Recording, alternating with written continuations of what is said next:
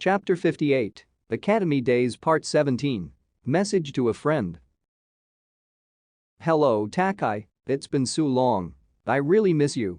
A lot happened since I left the hidden cloud, like you wouldn't believe. Mom and Dad started training 2 more pupils. Yakimaru reminds me a lot of you in some ways. He was kinda shy and quiet at first, but he's gotten over that recently. And Shoto's the cool no-nonsense type, but he's also kinda loosen up a bit. They're both really strong and have cool ninjutsu. I've learned a lot too. I can make so many more birds and they're way bigger now.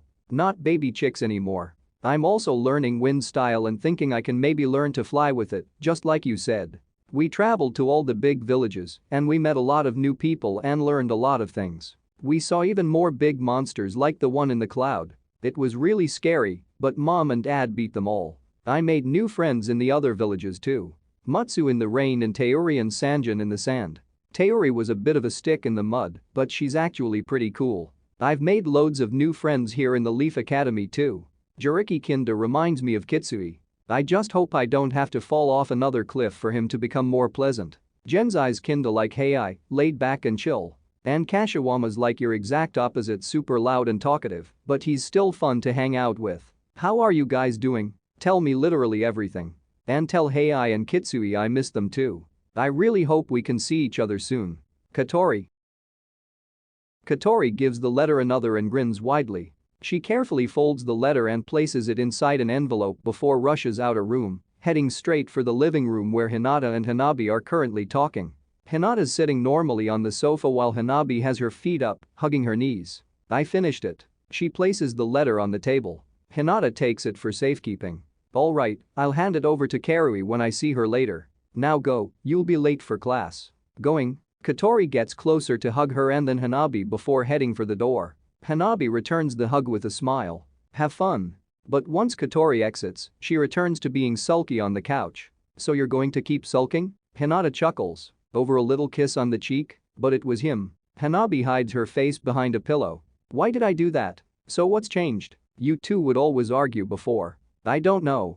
Hanabi falls on her side, face still planted in the pillow. She lowers it so her eyes alone poke out from under, staring at the table as she gathers her thoughts. Before, when things would get weird, I'd just yell at him, and when he opens his dumb mouth, it's easier to hate him. But now with this truce, he's sometimes kinda cool. So do you now realize why things would get weird before? A feeling you wanted to hide away and not acknowledge. Hey, there's no way I liked that guy before. Hanabi stands up in protest. Hinata shrugs. I never said you liked him. You just did, though. Hanabi's face flushes red. Dummy, she throws the pillow at her sister, who catches it with a light laugh. I came here for support, not this. Besides, you're not one to talk about hiding feelings. How long did it take you to confess to Naruto? Under normal circumstances, that comment would probably revert Hinata a few years back to her shyer self. Not today, though. Instead, she meets the comment with a calm smile. You're deflecting, Hanabi. Like you've been doing with Konohamaru. It's perfectly alright to feel how you feel, and besides, Konohamaru is cool. He's passionate about the things he cares about, caring toward his friends, and determined to achieve his goals. He's a lot like Naruto, really. Hanabi grimaces. No way, Naruto's way cooler. Why don't we go out for some banana cake? Hinata offers. You can vent all about it. You're just trying to bribe me with my favorite. Hanabi grumbles. Is it working? Yes. Hanabi reluctantly admits. Now if you can only be this honest about Konohamaru. Hinata giggles as she stands up, not forgetting to take Katori's letter with her. Hanabi groans. I think I like my shy sister more. Can I have her back? Naruto's office. When seeking out advice, there's few people Konohamaru trusts more than Naruto. Right now, he's in his office for the first time, a very professional-looking room, more professional than he would have thought Naruto would have. There are multiple shelves, stacked with books, scrolls, and parchment for any administrative duty, with a select corner dedicated as a lounging zone with a coffee table. That's where Konohamaru is lying right now, with Naruto sitting next to him, tapping his chin. I see. Naruto hums. And how did that make you feel? He asks a cliché question that even he's not certain if it actually works. I mean, I dunno. I've never been kissed by a girl before. An uncontrollable chortle comes from the back of the room, where the main workstation is located. There, another Naruto is sitting behind some paperwork and Karen is sitting on another desk besides his, trying her best to contain her laughter. So, Karen wipes away a tear. The pipsqueak's in love? Shut up. Konohamaru calls. Why are you here, anyway? This is bro's office. I work here, numbnuts. This is my office, too. Konohamaru crosses his arms and turns his back to the room. The Naruto sitting by the couch pats the boy on the back. Hey, come on, you got nothing to be ashamed of. So you like a girl, no big deal, right? I don't. Konohamaru huffs. Okay, fine, Naruto sighs. But if you ever do, you can just be honest. No point in hiding it. If I'd been more honest with my feelings, my life probably would have been a lot different. Don't live to regret it. What's even the big deal? Karen wonders. She's strong, I guess. Konohamaru mumbles. Smart, she continues. Kinda. Really cute. She's not that cute. She's better than you deserve. Karen shrugs. Konohamaru whips around. I totally deserve her. He clamps his mouth shut the moment he says that. Karen tries her best not to burst out laughing. Despite themselves, both Narutos have to restrain themselves as well. Konohamaru turns beet red and rushes out the door. That's when Karen stops trying and bursts out laughing. Konohamaru, wait. The real Naruto calls through a fit of giggles. That was mean, Karen. The shadow clone says. She takes a moment to calm herself, drying away a tear. He'll be fine. Kid just needs to stop being stubborn. And you think that was the way to do it? Naruto raises a brow. The only one who can really do it is that Hanabi girl. Karen shrugs. Naruto scrunches his nose, uncertain if it's alright to leave the poor boy as is. He plants his arms on his chair's armrests and begins pushing himself up. I think I should. Karen pushes him back down. Then stop thinking. You got work to do here.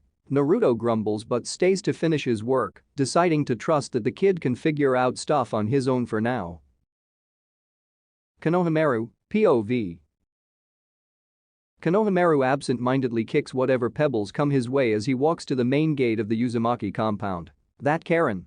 He sulks. Making fun of me. Why's bro need someone like her, anyway? He can lead the clan just fine on his own. Some do recognize him from his constant presence around the place and wave to him and call out to him, but he's currently too absorbed in his thought to hear or see them. He has tunnel vision that focuses only on the road ahead of him, blocking out anyone and anything else. Anything except for one very light squeak as he passes by a corner. Normally it might not even be a sound he'd register if he was paying attention, but for some reason it caught his ears now when nothing else could. When he inadvertently turns to see the source, he sees the very person who'd been on his mind. Hanabi stands in front of him, locked in place, eyes widened and cheeks reddened. His own cheeks flush red as he raises a shaky hand to wave a greeting. Oh hey. He tries to play it off cool. Hanabi nods stiffly. Once. Hi. Silence. Neither of them move or say anything for a good few awkward moments. They both turn away, trying to look anywhere but at the other. So, Konohamaru tries to break the mood. Nice weather, huh? It's an attempt. Yeah. Hanabi hesitantly agrees. Good. Good for training. Yeah, training, he exclaims in a slightly higher pitch than he intended. That's what I was doing. Going to go do. Me too. Just making my way there now. Same. So, Konohamaru motions with his thumb toward the gate. I should get going. To train. He gives another slightly off wave. See ya. Yes, see you. Later. Hanabi returns the wave. They both take a couple steps forward, realizing they're actually going in the same direction. Hanabi reacts quickly to the situations. I totally forgot something at my sister's place. Silly me. She turns around swiftly and instead walks back from where she just came, wondering to herself how long she should wait until she actually leaves. Konohamaru begins power walking to get away from what just happened. Hinata POV. While that was happening, Hinata had made her way to Naruto's office for a friendly visit more than anything. She sat down by Naruto and Karen's desks, allowing them to continue doing what they were doing. So you, as well? Hinata giggles. Sounds like it. Naruto sighs, scratching his head. They both got it bad, huh? Karen shrugs. They're kids, after all. This is all probably new to them. I do hope they work things out. Hinata smiles. I think they'd be good together. Naruto ponders for a moment, tapping his chin. Actually, how'd that work? They're both clan heirs, right? What's the deal there? I've actually wondered that too. Karen chimes in. Not too clear on this whole clan business. Well, Hinata begins her explanation, one of them would have to relinquish their title. If Hanabi steps down to marry into the Sarutobi clan, I could be reinstated as heiress, but that would mean Naruto would need to appoint a new clan head for the Uzumaki clan and officially join the Hyuga clan. That how it works? Naruto raises a brow. Yes, Hinata nods. However, if Konohamaru steps down to marry into the Hyuga clan, then Genzai would be named heir. The situation becomes slightly complicated if either clan would be left without an heir from the ruling family. It's usually why clans don't always mix with each other. What about Ino and Kiba? Naruto asks. Won't that be a problem, too? Hinata shakes her head. Not at all. Hana is the Inuzuka heir after Lady Tsume, so there's no conflict there. Karen bumps Naruto on the shoulder. You taking notes? Clan relations are important stuff, you know. I know. Naruto sighs. Still getting used to it all. I'm afraid I must leave you with that brief lesson. Hinata stands up. I've errands to run and a letter to deliver. Already? Naruto whines. Hinata giggles and walks over behind his desk. We'll see each other soon. She leans down to give him a peck on the forehead. Naruto wraps an arm around her waist and pulls her in for a long embrace, with a light yelp on her part as he does. Karen shakes her head. Should I leave or something? No, that won't be necessary. Hinata says through a brief fit of giggles as Naruto holds her. Karen looks away. Naruto finally lets go, but not before kissing his wife to be on the nose. See you later. See you. You as well, Karen. Hinata heads out the door. Karen gives a backward wave, her back still turned to them. Hidden Leaf Academy. The ever-present sound and smell of chalk fills the air as Tenten writes on the blackboard, each new letter clacking as she begins writing it, the instructions for their homework slowly filling out the blank spaces. The kids all copy everything in their notebooks. So, for next week, I want each of you to write a brief history on a foreign nation, so no land of fire. Shoto, she turns around to point at the boy with a piece of chalk still between her fingers. For you, that's a no to the land of Earth. Yes, sensei. Shoto acknowledges. All right, class. Tenten gathers everyone's attention with a loud clap. For the next sparring session, pick a buddy. We'll be trying some teamwork exercises in 2-on-2 combat this time. On cue, the bell rings, signaling the end of class. Dismissed. She picks up her books and heads out of the classroom for break. Kashiwama immediately stands in his seat with his usual eccentricity. Katori, let's team up and show them what a power couple looks like. We're not a couple, Kashiwama. She sighs. But sure, it should be fun. Shoto holds up a fist to Yakimaru. How about it? Yakimaru returns the fist bump. Yeah. Genzai groans. You're gonna make me put in effort, aren't you? Rather not. Jiriki growls. Were you always like this? Cause you're a pain. Genzai hops from his seat and comes face to Shoto, who'd just gotten up from his neighboring seat. The Sarutobi looks him over. You're a pain, too, while we're at it, and heads down the steps to go out for recess. I wasn't even part of the conversation. Shoto looks around confused. What's that supposed to mean? Genzai stops at the base of the steps and turns his head to look back at them. Means you're both wasting energy, going out of your way to compete for no reason. He sighs. It's exhausting. What's wrong with that? Shoto asks. It's natural to want to be the best at something. Jiriki states. The better you are, the better you can complete missions, the better you are as a shinobi. Maybe.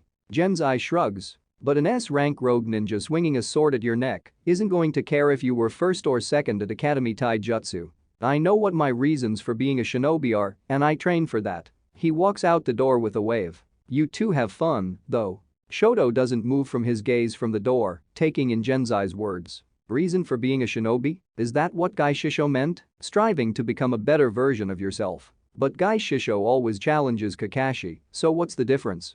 He turns to look at his Hyuga rival. Why am I challenging Jiriki? Jiriki glares at Shoto. What are you looking at? He might have a point. This competition of ours.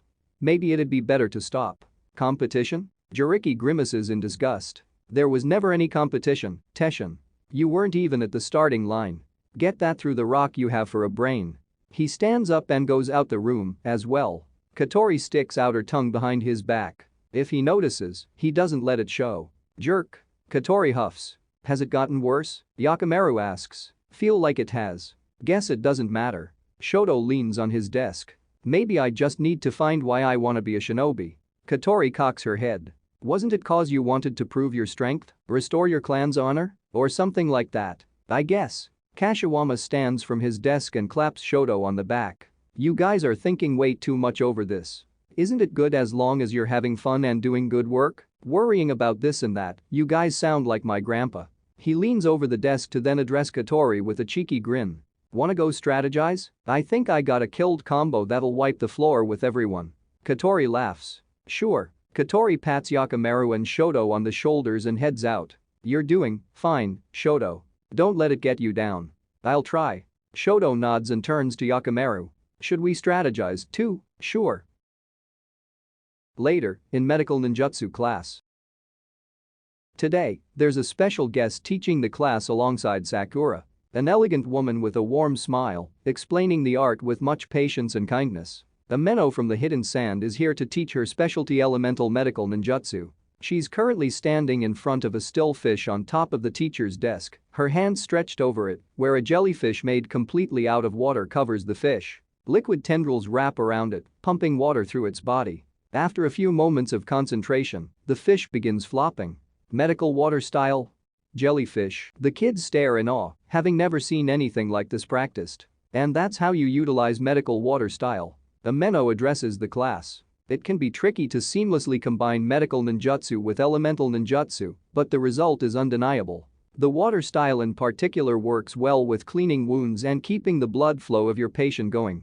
There's immediately a sea of raised hands, eager to ask questions. Sakura and Ameno chuckle as they pick out kids one by one. What if we can't use water style? One boy asks. We can work on teaching you all a basic water style, just enough to enhance your medical skills. You don't need to fully use water like I do, even a little bit can be of great aid. Ameno smiles. It's easy to pick up, I promise. Could we use other elements instead of water? The girl wonders. It's entirely possible. Ameno shrugs. In the Hidden Sand, water is precious, so we've trained for decades to master its restorative properties. It's possible with fire style to cauterize wounds or help someone with hypothermia. Lightning style may be usable to keep someone's body from shutting down. Unfortunately, those are not areas I specialize in, but maybe. She glances toward Sakura. Sakura nods. You're the first person I'd ever seen using elemental medical ninjutsu, but if more methods exist, we'll find them. Kashiwama asks the next, obvious to him, question. Does it have to be a jellyfish? No, it doesn't. Ameno laughs. The effectiveness depends on how much chakra you input and what kind of healing you want to perform. From there, you can shape the chakra as you see fit. Sakura explains. For starters, Ameno claps her hands. How many of you haven't had any elemental training? She nods as a few kids raise their hand, less than she expected actually.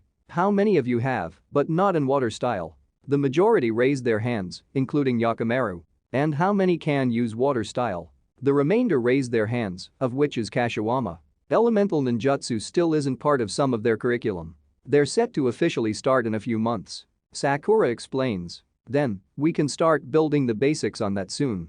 For now, let's focus solely on medical practice, and I'll show you how to mold your chakra differently. The kids open the scroll present on each of their desks and perform the hand signs that they've become overly familiar with, the act of releasing an item placed in a storage scroll. The dominating smell of fish immediately begins to fill the room, but they're used to it by now. They begin practicing the most basic medical exercise, heal the fish back to life. It's an arduous task that none have actually succeeded so far. It took Sakura many months before she could muster this much, and while some of the kids show promise, she doesn't expect them to do it much quicker than she did. As they perform the jutsu, Ameno provides her own tips of chakra control that help her become a medic and master her unique style of healing. Kashiwama tries to perform his own water-style jutsu, but that only results in a wet fish. He grumbles in disappointment but continues the task at hand. A yelp draws Ameno's attention to one table in particular, a table that is now covered in pink crystalline spikes. Yakimaru has already stood up and is looking around nervously. I'm sorry. It's fine. Sakura walks over to make sure he's unhurt. I think you put too much chakra into it. I tried to follow Ameno-sensei's instructions, but this happened instead. Yakimaru stares the table, slightly distraught. That's right. Ameno hums. You had the crystal style, didn't you? I must admit, that's a wildly unfamiliar territory to me. Sakura focuses her chakra in her arm and breaks away Yakimaru's crystal with relative ease, piling them on the ground for cleanup later. When she gets to the fish in the middle, it crumbles to pieces from being crystallized. Well, I guess we won't be eating this one for dinner. Sakura tries to make light of the citation. Yakimaru looks down at his feet. Guess Guren's right. Crystal styles a jutsu for killing.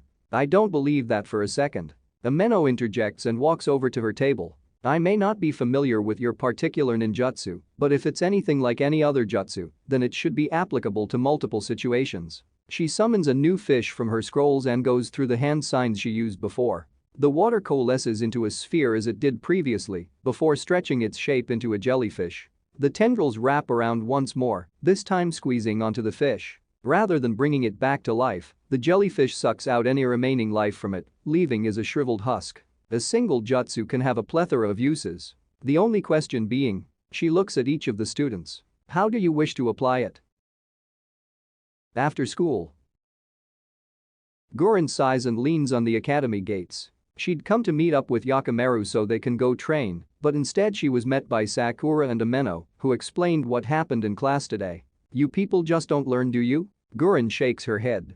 Have you ever tried anything like that? Sakura asks. The crystal style kills anyone or anything it comes in contact with. How many times do you think I've used it? But have you ever tried not to? Guren shrugs. Never had a reason to.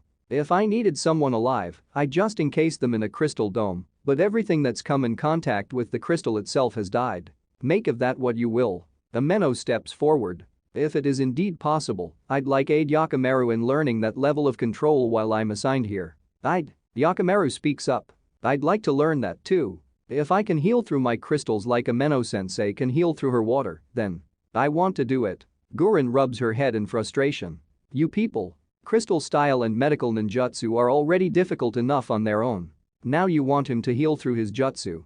You're already being unreasonable, although if he learns that he'd be a pretty valuable asset to the village. That's not it at all. Sakura jumps to defend. We just want Yakimaru to find himself and what kind of shinobi he wants to be. Well, it's not this, so stop filling his head with nonsense. Guren begins walking away. Let's go, kid. We have actual training to do. Yakimaru lowers his head and drags his feet. Yes, ma'am. Uzumaki clan training ground.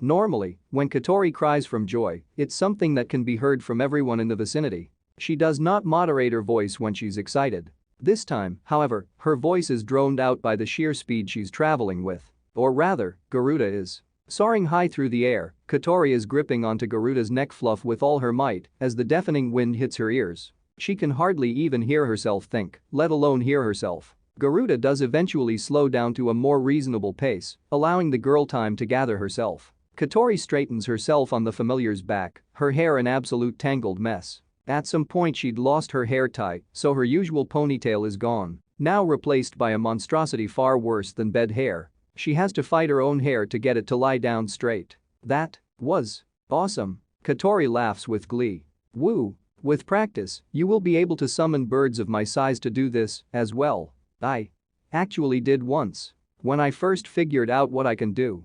Katori winces as she remembers the experience. Ended up using all my chakra, though, so I passed out. That is to be expected.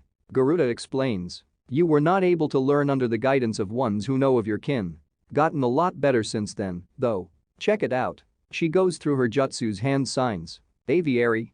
Condors. Two of the large predators spring into existence from the feathers summoned by Katori. They're nowhere near the size of Garuda with his impressive build and massive wingspan, but they're clearly nearing adulthood. Almost full size of actual condors, which means Katori should soon be able to modify their size as she sees fit. For now, though, Garuda deems this is good enough. Now, let us test how well they can keep up. Garuda begins flying at a faster speed. Nowhere near what he was just flying at, though. Katori has the condors follow, getting them to go faster to catch up before slowing down to match the summon's speed. They're not as fast as the falcons or hawks, but they're pretty tough. When Garuda speeds up, Katori has them match it. Until there comes a point that they can't.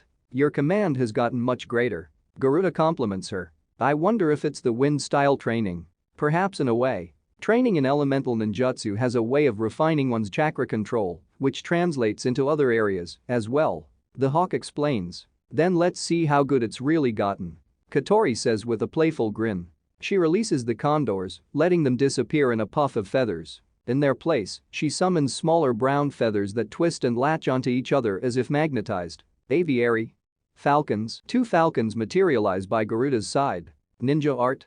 Aerial ace. Katori sends them flying forward at top speed. Up here, she doesn't need to worry about them losing control and crashing into something. If it's a race you wish, then it's a race you shall receive. Garuda caws and flaps his wings with enough force to create a gust of wind below him. Hold on. Katori latches onto his back by channeling chakra to her feet, so she sticks like glue. Garuda zooms ahead to catch up to the falcons. Shorin Ryu Dojo.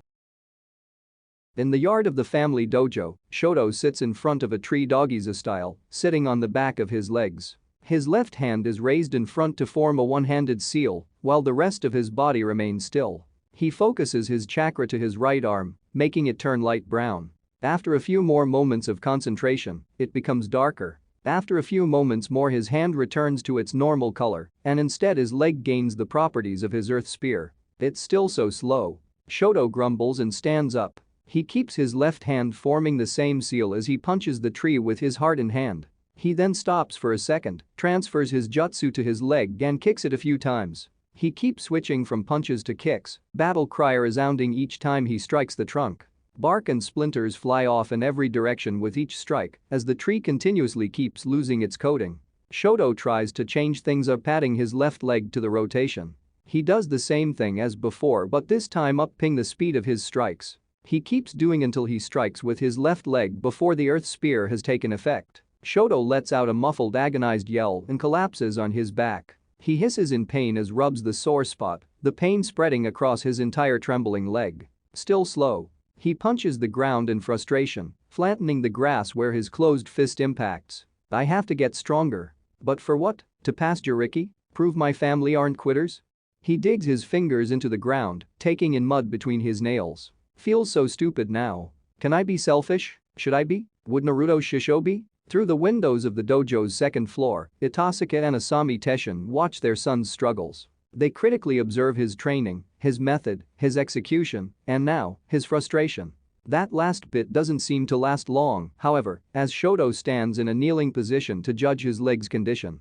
There's nothing much left for us to teach him. Asami sounds resigned to their inability. We helped him walk the path of a martial artist. Itasaka crosses his arms. The path of a shinobi, however, is far above us. Do you ever wonder how our lives would have been different if we'd tried as much as Shoto? I've always wondered. He answers. Even before Shoto was born. Even before I met you. But it wasn't our time, we wouldn't have been accepted. So it was always going to be Shoto's task to restore the Teshin's honor. Asami sighs. Itasaka shakes his head. I don't want to place such a task on his shoulder. What happened in the past can't be changed. He should just focus on what he wants. Don't you think you should maybe tell him that? Asami chuckles. Itasaka grumbles under his breath and turns around to head inside. Hidden Leaf Orphanage.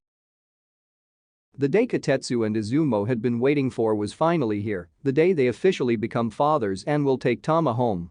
They've actually been to the orphanage a few times already to meet her and get her better used to the change she's about to experience. These two have been in each other's lives for as long as they can remember. First as neighbors, then as classmates, then as friends, then as teammates.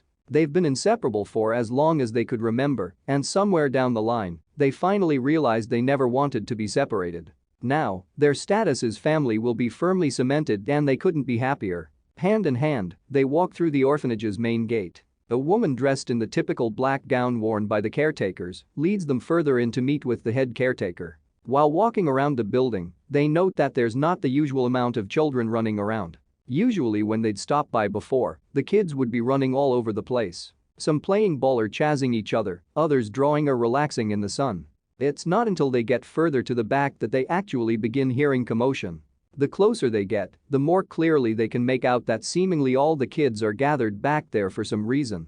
At one point, a group of kids run around the corner at full speed, chazzing after a sparrow, of all things. What's even weirder is that when the sparrow flies up, it just disappears. Poofs out of existence, leaving behind only a clump of feathers to fall to the ground. Just as the kids voice their disappointment, but oddly enough don't show any shock that a bird just ceased to be, the sparrows pops back into existence and flies off, prompting them to chase it again. The two share a very confused look as even the caretaker doesn't seem at all bothered by that, as she just goes inside the building to fetch the head caretaker while they stay outside.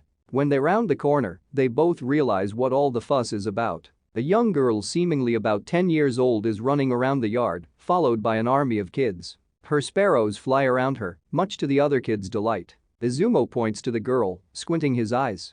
"Isn't that Naruto's kid?" "Yeah, that's her. Katori comes here quite often." Their attention is drawn to the door behind, where Urashi steps out to meet them. She has a way of brightening the kids' day. "Speaking of," he motions to the main building. "Shall we?" Tama is waiting. The three of them make their way through the corridors of the building, seeing others kids walking about and going with their day. Seems like it's mostly the younger kids who are out running with Katori. Maybe the older ones aren't interested or they've already played and now have to tend to their chores. Their hearts pound in anticipation despite having come here so often and having met Tama. Now it'll be different. It's a big step in life and as usual, the self-doubt doesn't sink in until the final stretch. Still they march on after Urashi and enter his office. There, entertained by yet another caretaker, is a young girl. No more than 3 years of age, flat black hair that reaches her shoulder, a face as cute as a button, although her expression right now seems somewhat down, and curiously, a sparrow chirping in her lap. "Hello Tama." Izumo immediately greets their future and walks over to the couch she's sat in. Tama nods her head stiffly and answers in a meek voice. "Hello." Izumo notices the hesitation in the girl's voice. "Is something wrong, Tama?" Tama puffs her cheeks and hugs the little sparrow. "I don't want to leave forever." Urashi sits down on a chair opposite where Tama is. "Why would you think that?" "Because Shinji said I'll go away forever and ever and never see them again," she answers. "Tama, no." Katetsu kneels down in front of her. "We'd never do that. We'll come back often and you can play with everyone else." Tama lifts her head. "Really? Really?" Katetsu smiles and holds out his pinky. Tama lets go of the sparrow with one hand and holds onto Katetsu's finger with her own pinky. "Pinky swear, if I tell a lie, I'll drink 1,000 needles." Katetsu recites the popular gesture for keeping promises. Tama's face lights up as Katetsu leans forward to kiss her hand before letting go of their fingers. "You'll be an amazing dad." Izumo can't help but feel his heart aflutter. "Is that one of Katori's birds, Tama?" "Yep." Tama holds the little chick up. "For good luck." She said it's her favorite, but I shouldn't tell the others. She clamps up when she realizes she just revealed the supposed secret. Izumo chuckles. "Then we'll keep your secret." With that settled, Urashi prepares the final formality for the new family to be official. Katetsu and Izumo sign the adoption paper, making her officially Tama Hagane. As a new family, the three of them walk out the building hand in hand, with Tama being carried by Katetsu. When they step in the yard, all the kids turn their attention to them and rush over to say goodbyes. Their eyes full of tears, both from joy that one of their sisters has a home, but also a hint of sadness that she's going away. Some of the older kids do try to keep them from crowding the little girl too much and that she's not too overwhelmed. Katori walks over as well, and the sparrow flies from Tama's arms to Katori's shoulder. "Did the little one help?" Katori grins. "Yep." Tama grins back. "He's really squishy." "I didn't know you came here, Katori." Katetsu addresses her. "I stop by when I can."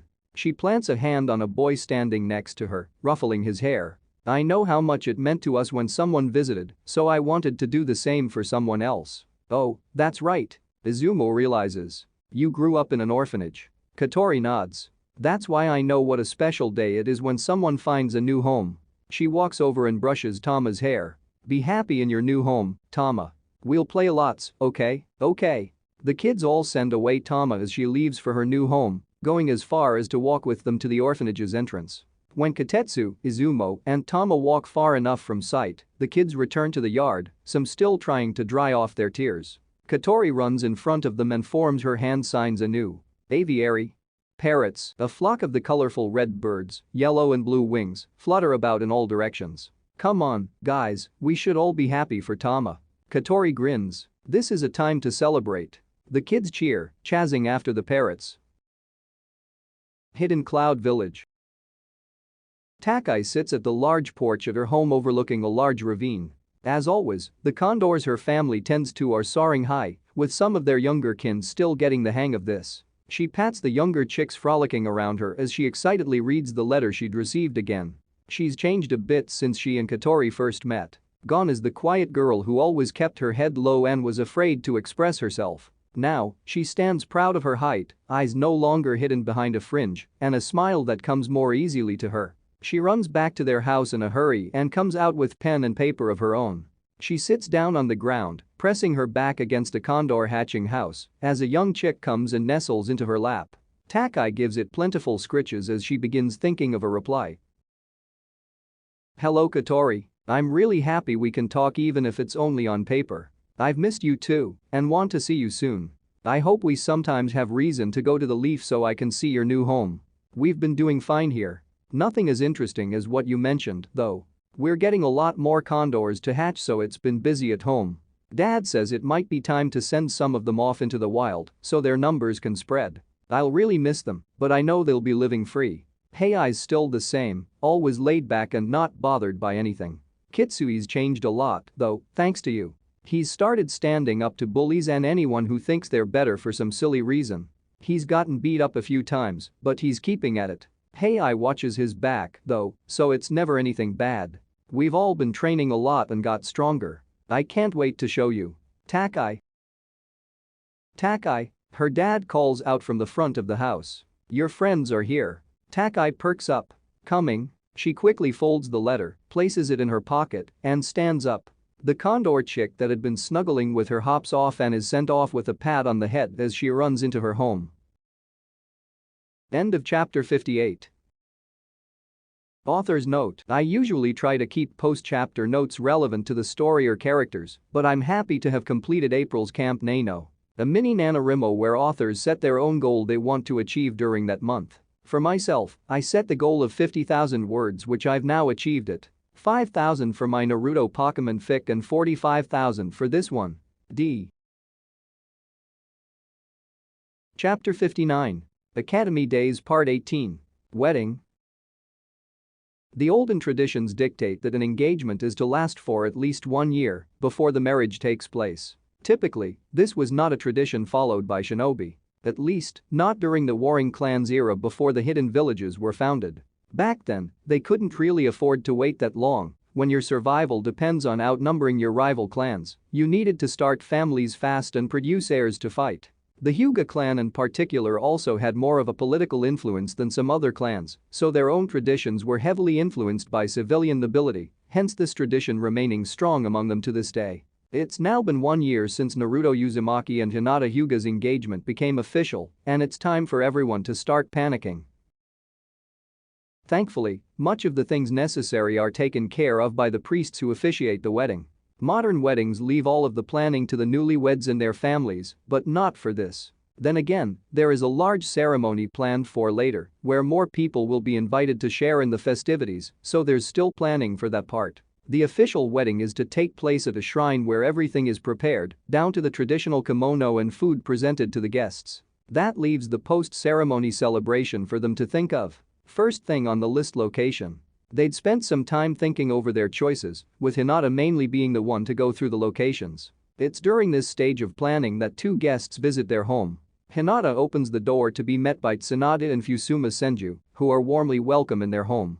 Venue is all set. Fusuma says proudly. Pardon? Hinata cocks her head. I cleared it with the clan elders and, should you want it, Senju Park is at your disposal. She clarifies. It's by far the best venue in the village, although we might be biased about that. Tsunade adds with a laugh, joined by her cousin. You needn't have gone that far. Hinata looks at them with worry that she's taking advantage of their generosity. I don't want to inconvenience anyone. Senju Park is an important landmark. I can't expect it to close just for us. Luckily I'm the one who can make that kind of call, since it's our park. Fusuma says. All you have to do is say yes. Pretty easy, right? I couldn't possibly ask you to. Fusuma holds her hand up. All right, stop right there. Think of this as part of our wedding gift for you too. Of course, if you don't want it to be Senju Park. Of course I do. I just didn't think it would be possible to arrange for something like that to happen.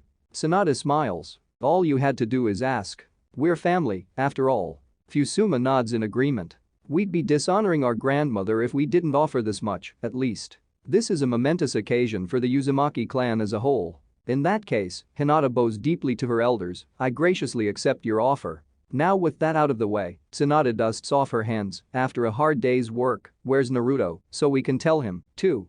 Hinata pauses in reluctance, knowing how her next words will be met. He's out to see to the catering. Tsunade furrows her brow. You know he's just going to order ramen, right? I trust him wholeheartedly. Naruto, POV. Teuchi crosses his arms in slight disgruntlement. There's no way I'm serving ramen at a wedding. He says, insulted at the very thought. Naruto slumps his shoulders. Aw, man. But I really wanted you to do it. If you want me to cater at your wedding, I can. I just won't be ramen. You can cook stuff besides ramen? Naruto jumps in his seat. If Teuchi could cross his arms any further, he would. I'm a chef, Naruto. I can cook practically everything, I just chose ramen for my stall. So whatever's needed you can count on me. He rubs his fingers together. For the right price. Aoyama bonks him on the head. With a discount, of course. As a wedding gift. Naturally. Yes, I was just about to say. Teuchi gives a hearty laugh. Then it's all settled, right? Naruto grins. You can count on us. Aoyama reassures him. This'll be a feast to remember. Sanada POV. Making their way back home, Sanada and Fusuma stop to admire the view from a platform in between a series of steps that lead to a more elevated part of the village. Thank you for making that happen. Sanada says. It was nothing, and like I said, just helping family. Fusuma leans on the railing.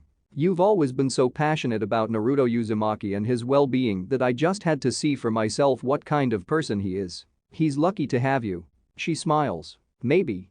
Sanada walks forward to prop herself up the railing next to her cousin. I'm just sorry I wasn't there for you when you needed me. Fusuma shakes her head. Don't worry about it. I was angry when I was a kid but not anymore. I understand what a difficult time you'd gone through. That still doesn't excuse me leaving you and the clan behind. I put myself first and didn't care about what that would lead to. But you remembered to care. Fusuma turns to face Sanada, a light chuckle escaping her lips. You know, I used to really hate Shizune. I kept wondering why you chose to travel with her instead of stay with me. Kept cursing her for stealing my beloved cousin from me. I'm so sorry, Fusuma. Sanada lowers her head. It's fine. Fusuma leans over and kisses Sanada on the forehead.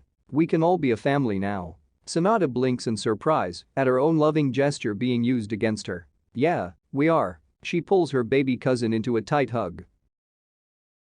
Somewhere else. Probably one of the most excited people for the wedding is Katori, eager to see the day that her adoptive parents become official. She's set her sights on making this day as special as it can be, and that involves dragging Yakamaru and Shoto shopping for matching kimonos. Naturally, their parents are with them to purchase them and any accessories that may be necessary. I apologize for dragging you all out like this. Hinata addresses Yoi, Itasaka, and Asami. You don't have to apologize, Hinata. Yoi says. That's right. Asami nods. If anything, we should be apologizing for not doing this ourselves. We owe you this much, at least. Owe me for what? Hinata looks at them, confused. For everything you've done for us. Asami explains. You've changed our lives and our children's lives. Yoi adds. I shudder to think where we'd be without you. And we don't spend nearly enough time together, given how close the kids are. They've definitely built a unique bond.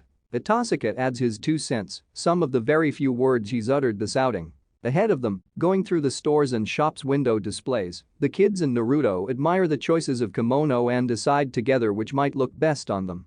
Hinata smiles at how close the four of them are. It's also been a while since Naruto and I could spend time like this with them.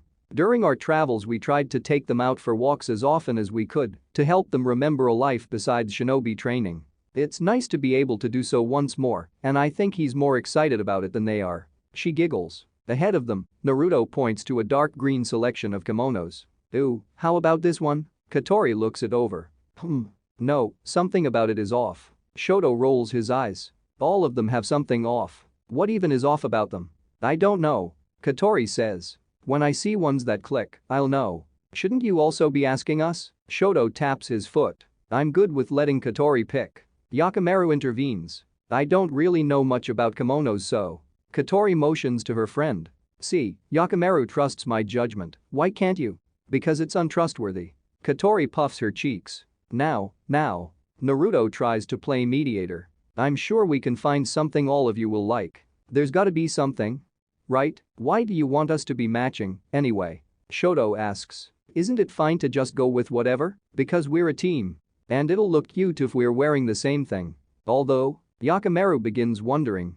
Aren't girls' kimonos more fancy? so we won't fully match. We can always ask them to make changes. Naruto waves off the concerns. That's probably possible. Come on, we won't find anything if we stay here talking. The four of them run off further ahead to keep looking. In the end, they find some light brown kimonos that strike all their fancy. The boys try them on fairly quickly, while Katori has to struggle a bit more to try hers on as there's more to hers. It's not fair how much more of a hassle women's kimonos are. With parental approval and payment made, the three families part ways for the evening. On the walk back home, Katori can't stop peeking into the bag to look at her kimono, or what little of it she can see while it's folded and bagged. The smile on her face doesn't disappear, and Naruto and Hinata can't help but be affected by her happiness. Naruto wraps his arms around both his girls, pulling them as close to himself as he possibly can.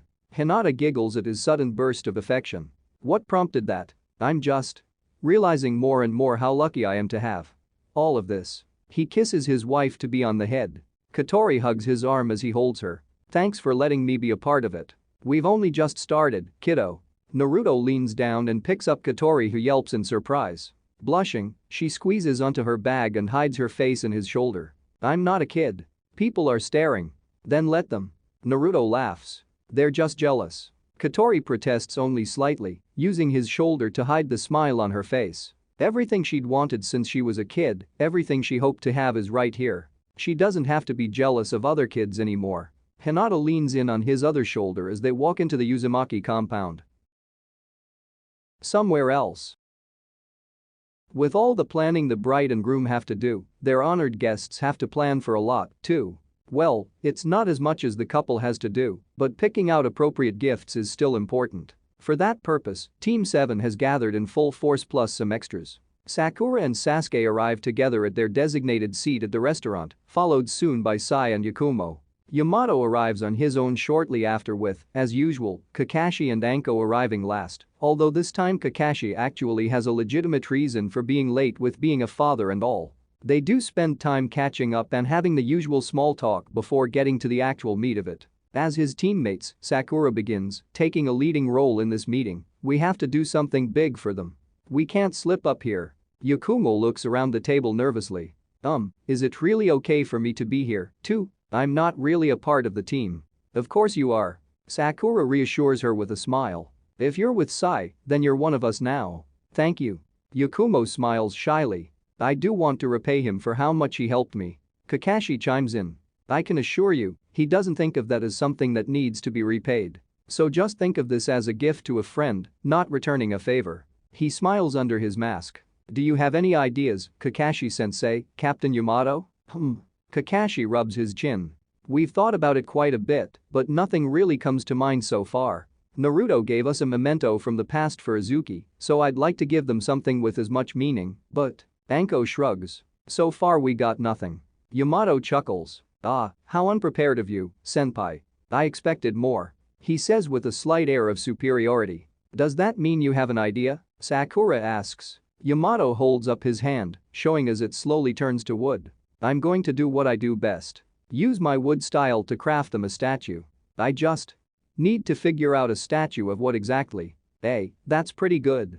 Anko pats him on the shoulder hard enough to make him drop a piece of wood on the ground. Using your jutsu as a gift, that's smart. Wonder if they need a snake? She rubs her chin. That sounds amazing. Sakura admires the idea. Sadly, I don't have something as creative as that. Yakumo appears deep in thought. Actually, that might be the way to go. I don't really have much besides my painting, so… She shares a look with Sai to see if they're on the same page. We could gift them a painting made by us, or offer to paint a mural in their home. That sounds like an excellent idea. Sai nods. I've read that homemade gifts are often met with a warmer response. Maybe I can paint a portrait whose eyes follow you everywhere you go. Yakumo says with glee. I think that may need some workshopping. Sakura suggests. That's good that you figured something out. She then turns to her teammate. Don't you have any ideas, Sasuke? He rubs his head in exasperation. Isn't just money fine enough, eh? That's so impersonal. She complains. Well, it's all I have. Sasuke shrugs. Surely something comes to mind. Sai prods with a smile. Something from you that he'd enjoy. Naruto doesn't strike me as particularly picky. Yamato adds. He's a simple guy. Sasuke sighs. He'd enjoy even the most childish things, like going to an amusement park. That might actually work. Sakura perks up. A nice trip, just for the two of them, enjoying the rides, taking in the scenery. It's perfect. Oh. Anko remembers a piece of information that might prove useful. They just recently opened a Princess Gale theme park, didn't they? Although getting in is difficult right now. Place is absolutely sold out from what I heard. Maybe we can find some tickets being sold? Sakura wonders. If they're not from the park itself, it'll be very expensive. Anko says. Yeah. Sakura slumps her shoulders. But it'll be worth it, right? You know I was just kidding, right? Sasuke asks, and in doing so gave an actual suggestion. She pats him on the shoulder. There's no way Ino can come up with a better gift. She laughs. Kakashi chuckles. So that's what this is about. Looks like we'll have to think long and hard, huh? Anko says as she stretches. Looks like. Kakashi smiles. Going to need to step up my game. Elsewhere, sitting in a circle among the trees of a lovely park, taking in the fresh air, is another group of individuals who are planning their gifts. Ino, being the organizer of it all, had called over Shikamaru and Choji, and their other halves Temari and Karui. Kiba, being dragged into all this, decided to also drag Shino and Shiho. Shikamaru leans back with a groan. This is all such a drag. You could at least be serious about this one thing, can't you? Temari sighs. Honestly, you're so. Shikamaru grumbles, already getting nagged. Choji munches on some food as usual. If it's about this, then I already have their gift ready. Ino snickers. You? Seriously? He nods his head in response and pulls out 2 tickets from his pouch. Yep. Shikamaru leans in to get a better look, his eyes widen once he sees what they're tickets for. Oi, hoi. Isn't it the super high-end place in the capital? The waiting list is years behind. How'd you manage to get these? For real? Ino takes a closer look as well. Even Lady Tsunade would have to wait years for a table. Even the daimyo himself would. Karui furrows her brow. Is it really that impressive? Surely it can't be that prestigious? Temari sounds as incredulous. Shino nods his head. It is the only 7-star establishment in the Land of Fire and one of 3 in the whole world. The others being in the Land of Lightning and Land of Rivers. The Akamichi clan regularly makes reservations. Choji waves the tickets in front of himself. It's a shame I'll have to miss eating there, but it's for Naruto, after all. Oh, man, you're already way ahead in the gift department. Ino complains. Karui looks at the tickets with a great deal of uncertainty and nervousness. If it's something that valuable, I don't think I should attach myself to that gift. Those tickets are all you, after all, I can just get them something else. You don't have to worry about that, it's no big deal. Choji says. Besides, I was kinda thinking of taking you there. He adds in a more mumbling voice, but it still comes out clear. Karui laughs nervously. I really don't think that kinda place is for me. Temari turns to Shikamaru. So, any plans in that big brain of yours? I don't know. He rubs his head. I was thinking of a holiday somewhere. Something relaxing. Like a hot spring? Temari asks. Maybe? Do you know any places? Figure it shouldn't be anything in the Leaf since they can go here anytime. There's a few good places in the Land of Wind, although the best options might be in the Land of Hot Waters. Since we're technically allies now, it might be easier to find a place there. Shikamaru gulps. Will that require? He dare not finish the sentence. Going around and looking? She finishes it for him. Yes, so get ready for a busy week. Shikamaru slumps his shoulders. We could get them a new couch or something. Too late for that. I'm sold on the onsen. Temari states. Hearing all their ideas, Shiho looks perplexed. Now I'm even more lost on what to get for them. Did you not say you had an idea for something? Shino asks. Yeah, but it feels silly now. She rubs the back of her neck in embarrassment. It's nothing compared to what you all are getting for them. Hey, come on, I'm sure it's not that silly. Kiba reassures her. Yeah, if you're not too sure about it, we can help you out with it. Ino offers. Well, Shiho begins with a slight hesitation. Since I work for the cryptanalysis team, I thought of making, like, a coded language just for them. Something only they'd understand. And, well, me, of course. Aw, that's adorable. Ino gushes at the thought. You should definitely do that. You think so? Temari nods in agreement. Even I have to admit that's pretty cute. And she's usually not into cute things. Shikamaru foolishly says out loud, earning himself a bonk over the head. If it's to create a new cipher, I can assist. Shino offers. I'm not as practiced as you, but that'd be nice. Shiho smiles. Ino smiles warmly at the couple planning to work together, but when a certain realization hits her, she screams in frustration. So we're the only ones with nothing. She grabs Kiba by the shirt and violently shakes him. We need to come up with something good. At the very least something better whatever dumb idea Sakura got. Karui chuckles. So it's a competition for you? We always compete. Ino lets go of her fiancé. It's our thing. Kiba goes deep in thought. I want to do something big for them. Hinata's my teammate, after all. But honestly, they're kinda difficult to get gifts for. Hinata's so nice, she'd be appreciative of basically anything, and Naruto is well, Naruto is Naruto. He'd be happy to go to a theme park or something. Wait. Ino snaps her head. Theme park? Didn't they just open a really big new one, based on the Princess Gale movies? Oh yeah, I heard about that.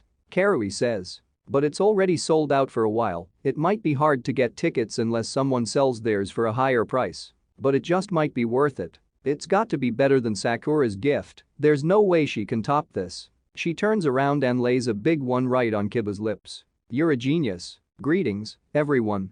They all turn around to see Lee and Tenten approaching them from the main walking path. What brings you out on this fine day? We were just mulling over wedding gifts. Ino explains. You two want to join? That's fine. Tenten says with a grin. We already got them a present. Is it a weapon? Kiba jokes. Tenten shuffles her feet. Yes, but it's a collector's item, I'll have you know. The legendary blades wielded by the famous samurai Musashi hundreds of years ago. Sounds fancy. Tamari looks impressed. Doubt it was easy to come by. Lee gives a thumbs up with his usual shining grin. It cost a fortune, but by teaming up, we were able to get it for them. Then how about we all go out to celebrate our small win? Ino stands up and dusts the grass off her skirt. Sounds like we all got pretty solid gifts. Let's. Kiba gives a resounding yell in agreement. The Hyuga clan, being the traditionalists that they are, have their own rules and customs to follow. As much as it pains Hiashi to keep pushing these traditions on his daughter, it's not something the elders would just let go and agree to ignore. It's for this purpose, with a heavy heart, that Hiashi has summoned Hanabi to his office. I don't intend to beat around the bush, Hanabi. He begins clearly. The elders are determined to build further relations with the Taketori clan. They expect you to attend the wedding with their youngest son with the prospect of marriage. What? She quickly jumps up to her feet. But they can't. I don't want to go with that guy. I'm fully aware of that. I've tried to keep them at bay as long as I can, but you're coming of age and they're growing impatient. Hiashi lowers his head. I'm sorry. But, she fidgets in place. Is there something that could get me out of this? What if, or someone? What if I already have someone to take to the wedding? She hesitantly asks. What are you saying? She beats herself mentally. Hiashi raises a brow. Oh? Who might that be? No one. It's, an image immediately popped into her mind. Don't say it, don't say it. However, Lord Hiashi Hyuga is already expecting an answer and he seems eager to hear. Konohamaru Saratobi. She says in a quiet voice, hoping that maybe she wasn't heard to give her a chance to rethink her words. Konohamaru, huh? Hiashi rubs his chin. Guess the mumbling didn't work. It's true he's of much higher station than the young Taketori. I wasn't aware you two had gotten that close. Neither was I. She tries to regain her composure. I didn't wish to raise expectations too high. She continues to lie. So, surprise? That would certainly appease them. Hiashi stands up and goes to hug his daughter. I'm glad you've found someone, Hanabi. Yes, I'm sure he's ecstatic as well. Hanabi whimpers. Later. What? Konohamaru jumps in his seat. Hanabi presses her hands together and bows her head. Please, I'm begging you. If only just for a little bit, to get the elders off my back. Why me, anyway? You could ask basically anyone. Konohamaru asks. It's just, I don't know. Hanabi whines and hides her face in her hands. You're the first person who came to mind. You'd be a better pick than the Taketori. Konohamaru crosses his arms in contemplation. So what, do you hate this Taketori guy or something? I don't hate him. He's just not someone I'd want to be stuck with. He's bland, only talks about himself, has always had everything handed to him. Not my type. And, Konohamaru shyly looks away. What is your type? If Hanabi could retract her head like a turtle, she would. With reddened cheeks, she mumbles her way through. Someone passionate about what he likes. Cares about his friends. Determined to achieve his goals. That kind of guy. Konohamaru nods along as she lists off qualities until it hits him like a brick. Everything she just said. He slams his hands in front of her, startling her to look up to him, his eyes widened in a panic. You can't, he declares.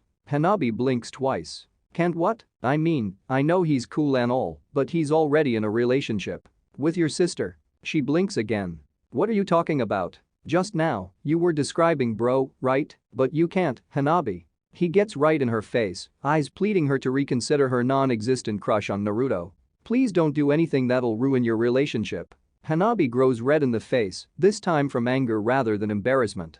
In her frustration, she grabbed her pouch and throws it right at his nose. I was describing you, you moron. He rubs his nose and stares at her blankly. Huh? Me? She puffs out her cheeks. Forget it. I'll just go. As she goes to stand up, Konohamaru instinctively grabs her hand. Wait. I'll go. With you. You don't have to. I'll deal with it, she says in a monotone voice, not even bothering to look back at him. Cause, I also got a type. Someone who's a constant pain in my ass. Who always butts heads with me. Who throws stuff in my face. They both remain silent, unmoving from their position. Konohamaru still holds onto her hand. Under normal circumstances, they might pull away and it's certainly slightly uncomfortable right now. However, normal circumstances these are not. It feels freeing to be like this and to be honest. Hanabi gives Konohamaru's hand a light squeeze. As the days pass and the wedding draws ever closer, Naruto finds himself with less and less free time as plans need to be made. There's apparently way more to weddings than he thought, and Hinata's been more than patient as he figures this stuff out. On one of the few free moments he has, he's sitting atop the Hokage monument, looking over the village with Sasuke. The two are sitting on the fourth Hokage's head, sharing a drink. I never would have thought things would change this much. Sasuke contemplates. Yeah. Naruto nods. You, talking to other people. Who could have predicted that? Sasuke sighs. Not that, you dolt. Naruto laughs. I know. I'm happy for you. Honestly. Sasuke says as he takes a sip. Thanks. Naruto drinks as well. You mentioned the Uchiha used to be priests in the past, didn't you? More spiritual. Maybe I should have you perform the ceremony. Sasuke snorts. Don't even joke about that. That was hundreds of years ago, and I wouldn't know the first thing about it. Naruto leans back against his dad's stone hair. I've been thinking a lot about it, you know? We're apparently gonna get the blessing of the deities that watch over us and our marriage. But after everything we've been through. That thing I fought in the land of wind that had the Sharingan and how it kept talking about Amaterasu and Tsukuyomi and stuff like they were real. And the Uchiha being priests and all.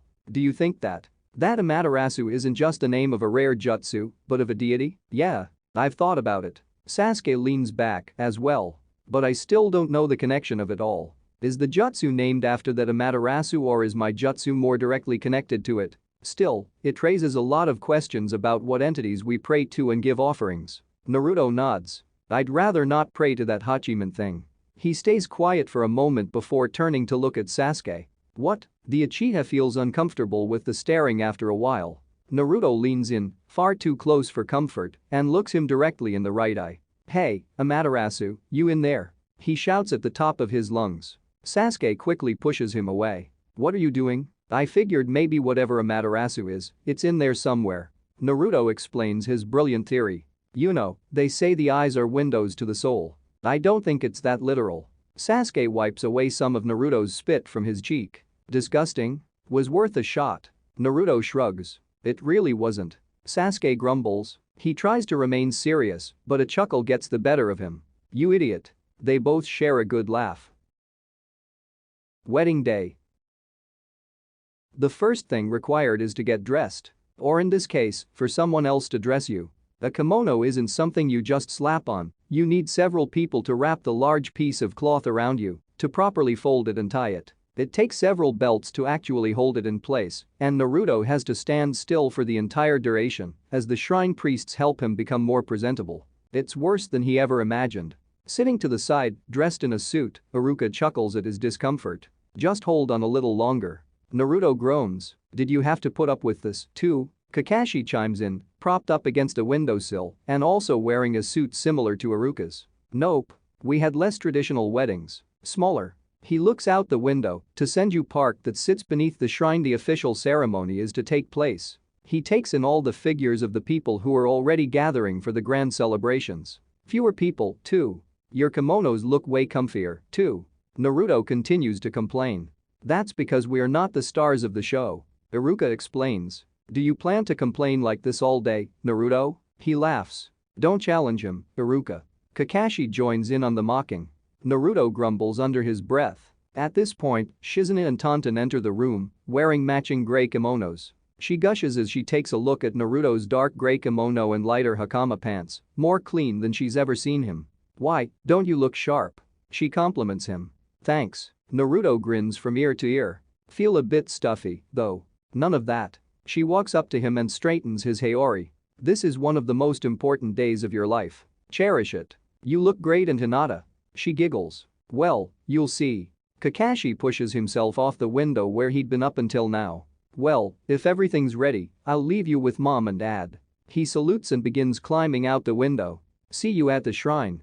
Shall we? Shizune beckons Naruto and Iruka to head out.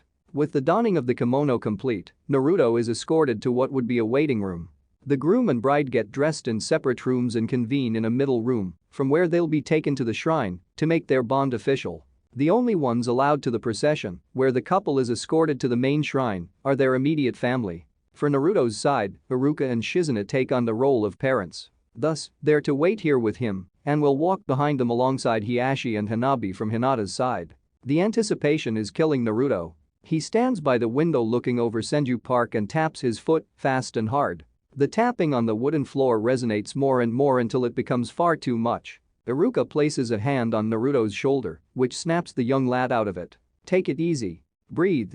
Right. Naruto laughs nervously. Sorry. It takes a few minutes more until the Hyuga family steps into the room with them. The bride's kimono is far more intricate and so takes far longer to put on, but Naruto will soon find out it was worth every second. Hiashi and Hanabi open the door but don't set foot in just yet. Instead, they make way for the bride to enter first. Dressed in a pure white kimono contrasted by a red layer beneath, making her shine as bright as the sun, Hinata carefully steps forward. Her head is lowered and framed by two curled bangs, if only because she's watching her feet, fearful of tripping her own kimono. Her usually long hair has been done up and tied to a ponytail with the ends curled. When she looks up to meet his eyes, Naruto's heart skips a bit. Her natural beauty has been highlighted by only a touch of makeup, the prominent of which is her crimson lipstick. Before he can even realize he'd moved, he's already in front of her and embracing her, which causes her to yelp in surprise. Hanabi giggles. Save it for the honeymoon, bro. Hiashi clears his throat as a reminder for her to behave herself. You look incredible. Naruto admires her from up close. Hinata looks away with a blush, unused to this kind of attention. You look very handsome, as well. She manages to squeak out. Maybe it's the tenseness of the wedding, or maybe it's that she's not used to being lovey around this many people, especially family, but she can feel herself slightly reverting back to her 15-year-old self. Either way, she knows Hanabi is going to find something to tease her about when it's all over. With the couple now ready, they're all escorted to the shrine. Several priests lead the way, playing a slow melody on a flute. Naruto and Hinata walk in the middle with several more priests behind them. And then, their families behind whom are more priests. As they walk, with their hearts beating several times faster, Naruto can't help but steal a few glances at his beautiful bride, wondering how he ever got this lucky. Within the shrine itself are several seats reserved for the closest friends and family. To the right is Naruto's side. Sitting on the front are Katori and Sanada, with two empty spots for Iruka and Shizune. Behind them are his extended family. Team 7. Kakashi and Anko, Yamato, Sakura and Sasuke, and Sai and Yakumo. To the left are Hinata's closest. At the front is her grandfather and a rather nervous-looking Konohamaru with two seats next to him for Hiashi and Hanabi to take. Behind them are Hayanet's own extended family. Team 8. Kurenai and Mirai, Kiba and Ino with Akamaru next to them, and Shino and Shiho. Naruto and Hinata are motioned to kneel in front of a small table just in front of the altar as their families take their seats. The head priest offers a few prayers to spirits whose names have been long lost. When he finishes, the attendants place a small cup on the table, pouring sake into it. Naruto takes the cup first and takes 3 sips before handing it to Hinata, who takes 3 more sips, emptying the cup. As per tradition, they have to do this 3 times total, with each new cup increasing in size. A ritual meant to signify their increasing love for each other and strengthen their bond by drinking from the same cup. When the priests place the second cup on the table, Naruto reaches to take it and tries to drink before they're able to pour sake into it. With a light chuckle from the guests, Naruto gives the cup back for it to be filled. Once the third and largest cup and drank from, the couple stands and walks behind the table, closer to the altar in the back of the room. Hinata is presented with a tray upon which is a comb. As the bride, she wraps the comb in wide cloth and holds it up to her heart before passing it to her groom, who places it on the altar. As the groom, Naruto is presented with a branch from a sapling. He holds it up to his forehead before passing it to his bride, who places it on the altar. The final part of the ceremony, they're to read a vow to the deities that watch over them, prepared by the shrine priests.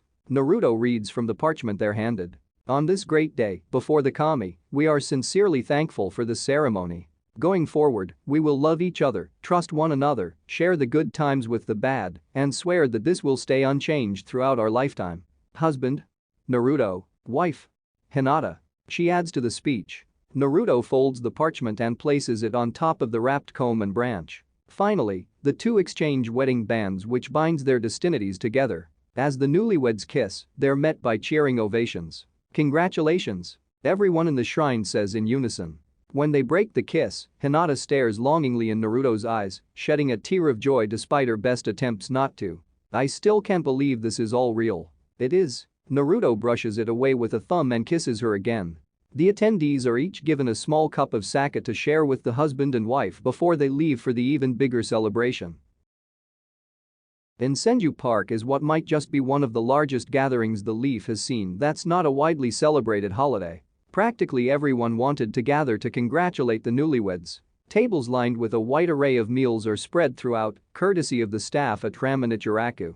Several sculptures made of wood and crystals are also curiously dotted around, no doubt the work of Yamato and Gorin. To celebrate this joyous occasion, it's not just people from the Leaf who are present. Shinobi from every major nation are here to pay their respects, including the major village leaders and their closest envoys. In the large crowd, Mei manages to find Konan, handing her a glass of wine. I'd not expected we'd see each other this soon. Konan takes the wine with a smile. Neither did I, but they clink their glasses. I'm glad we did. The Hagane family walk around their first large gathering as a family, with Tama staring at everything and everyone in awe. They quickly find Kurenai and Mirai, with the two young girls quickly latching onto each other for the remainder of the celebration. Katori grabs Matsu and her classmates to eat as much as they can. You gotta try everything. Katori broadly gestures at the numerous tables around them. Yakimaru's mom and stepdad made most of it. He helped a bit, too, right? Shoto bumps his friend on the shoulder. Not much. Yakimaru shyly looks away. Matsu laughs. I don't think I can eat everything, but we can start. Sasama and the rest of the union ambassadors make sure to give their heartfelt congratulations, gathering around to offer a handshake. I never would have guessed you'd look this good in a kimono, Naruto. Sasama chuckles. I'm actually starting to get kinda used to it. Naruto responds with a laugh. Maybe I should wear it more often. You both look incredible. Kiri compliments them. Thank you for having us. Of course. Hinata says. I wouldn't miss having you all here. Leaning on a nearby, Amoy stands next to Karui, a plate of food in his hand. So, you seem to be adjusting well. He makes small talk. It's been a process. But it's gotten easier. Her eyes instinctively dart toward Choji. Because of the Akimichi? Saw you earlier. Seem awfully close. He takes a bite-sized snack he'd gathered from the table. Yeah. She smiles. Not something I set out for, but I'm glad it happened. I just hope you don't forget where you came from. If you start taking after the Akimichi hide in jutsu and grow in size, you won't be able to adjust to your former fighting style, and if we ever need to fight again, you'll. She plants her hand over his mouth. Don't you start again. Kankuro hands Shikamaru a bottle of liquor. If it ever gets too much, we'll hide you in the sand. If what does? Shikamaru raises a brow. Tamari. Kankuro laughs. Shikamaru snorts. Maybe I'll take you up on it one day. A voice from behind them sends a shiver down their spine. Oh? Aren't you two getting chummy? They dare not turn around to meet Tamari's eyes. With everyone gathered in the park, talking within their own bubbles, Naruto and Hinata make their way around, talking to as many people as they can, catching up with people they'd lost touch with. It takes a lot of time and energy to socialize. When they finally have some time to breathe, Iruka walks over to them with a glass of water for both. After a day of hard work and heavy emotions, Hinata bows her head to him as she accepts the glass. Thank you, father. Ah, calling me that is a bit. He shrinks in his spot from embarrassment. You've watched us grow. Naruto contemplates. Taught us what we needed to know and supported us as we did. I know I wouldn't be here with you. He claps his sensei on the shoulder. "Thank you, Naruto. That means a lot." Iruka smiles. "I'm glad I could be here for both of you. Watching you grow from kids to respectable shinobi has been an amazing journey. I'm proud of both of you." He hugs Naruto tightly and gives Hinata a much lighter hug, partly because he's afraid of ruining her kimono or hair. "Thanks. So what's next for you two?" Iruka asks. The two share a mildly puzzled look, unsure themselves, but Naruto speaks up. "Well, we got a lot of vacations as gifts. So gonna talk with Granny about a lot of leave off duty. I fear it might even be too much vacation." Hinata laughs, especially thinking of how both Sakura and Ino got them tickets to the same exact place, doubling their stay there. After that, Naruto shrugs. "Everything goes as normal. There's still a threat out there that we know nothing about, and we gotta prepare for it. The trouble just keeps coming, huh?" Iruka sighs. "Yeah. But we'll be ready for it. Whatever they got planning, we won't back down." Naruto looks over the massive gathering of people from every village in the alliance. "We can't let anyone ruin what we've built. We won't." End of chapter 69. Chapter 60. Academy Days Part 19. Fruits of Labor. Over the course of the next year, the Uzumaki family lived their lives in perfect harmony. In truth, not much truly changes for them, since they'd been together for a while before the marriage and shared a roof and bed as any married couple would. Still, having it made official gives off a different feeling. With Naruto and Hinata's marriage, Hinata was also allowed to legally adopt Kotori. With a newfound drive and determination, the young girl picked up on her training and has been going at it harder than ever to get as strong as she can and live up to her parents' name. Throughout the months following their wedding, other classmates had their own weddings as well. Ino and Kiba Yamanaka were the first to get married in a more modern wedding than the Uzumakis. As is her nature, Ino went full throttle with the preparations, with poor Kiba having to follow through with everything to the point of exhaustion. The venue was filled with the freshest and most beautiful flowers from the Yamanaka flower shop, all personally chosen by the bride. At the wedding itself, Kiba wore a dark suit and Ino wore a gorgeous light purple dress, wisteria-colored that completely stole the show and Kiba's breath. Akamaru and Mirai both acted as ring bearers. Shikamaru and Tamari Nara were next, after a lot of prodding on Tamari's part, getting more excited after seeing Hinata and Ino's wedding. In fact, she was so excited that she was the one to propose, much to the slight embarrassment of the groom, but he wasn't given the option to complain. Because of Tamari's status, the Hidden Sand Elders were adamant that the wedding be held there, rather than the Leaf. The ceremony followed their own customs and had them dressed in traditional sand robes. Their immediate friends were given leave to travel to the foreign village for the ceremony, so they all attended. The fifth Kazekage officiated the wedding. Shino and Shiho Aburama came forth to be wed, much to the surprise of many. Their ceremony was to initially be smaller in scope, not having as many expectations to live up to despite Shino being heir of a very prominent clan. The Aburama in particular are more closed off, and both Shino and Shiho preferred a more intimate wedding, so it worked out for them. As time passed, they definitely all grew much closer together, spending more time and confiding in each other. The classmates were already pretty close, but the addition of spouses from outside their circle only strengthened the bond. Today is one such bonding session, a day all the ladies have managed to get off work and spend the day together. Sakura uses this opportunity to tease. With her chin resting on her fingers and her elbows on the table, she looks to Yakumo. "So you're next, huh?" she says with a smile. Why?" Yakumo shifts back in her seat with a shy smile. "You caught Shiho's bouquet." Sakura explains. "It's how the tradition goes." "Well, it's not that I'd mind, but..." Yakumo feels her cheeks reddening. "Isn't it just silly superstition?" Karen offers her thoughts. "It happens when you feel you're ready." "Is that your attempt to save yourself from questions?" Tenten laughs. "Just how I feel." Karen shrugs. "At any rate, you of all people shouldn't be pushing others, Sakura." Ino chuckles. "You and Sasuke haven't even come out as an official couple. I'm insulted that you two are playing us like that." "Eh? Sasuke and I aren't really like that." "I don't know." Sakura averts her eyes from everyone else, choosing to instead count the tiles. Tamari snorts, almost spilling her drink. "Really now? The only time anyone ever sees him in the village is when he's with you or Naruto. And Naruto's already taken." Karui snickers under her cup. "Although apparently some people think they'd make a cute couple." "They do?" Hinata looks between them with a hint of worry in her eyes. "I suppose Sasuke is traditionally handsome." "No one's taking Naruto from you, don't worry." Karui pats her on the shoulder with a laugh. Shiho tries to drive the conversation in a different direction. Come now, we don't need to pressure people, right? I've actually been meaning to ask. Hinata turns to Tenten. How are the kids faring at the academy? We've been training them as a group, but I wonder how they perform in class. Tenten-sensei places her glass down.